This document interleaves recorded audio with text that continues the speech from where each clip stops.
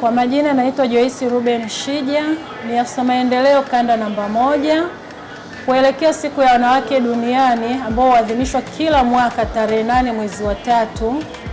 kwa mkoa wa Dodoma itaadhimishwa wilaya ya Kongwa, ila katika halmashauri yetu ya jiji la Dodoma siku ya tarehe 7 mwezi wa 3 tutaiadhimisha kwa kuwa na bonanza Chinangali Paki, ambapo tutaanza bonanza hili saa 12:30 asubuhi kwa matembezi kuanzia ofisi ya mkurugenzi wa jiji kuelekea Chinangali, ambapo kutakuwa na michezo mbalimbali, kutakuwa na zawadi mbalimbali, kutakuwa na muziki wa live, kutakuwa na vitu mbalimbali ambavyo tutajifunza sisi kama wanawake. Ila kauli mbiu ya mwaka huu inasema kwamba haki kwa mwanamke na msichana, msingi wa maendeleo jumuishi kufikia dira 2050.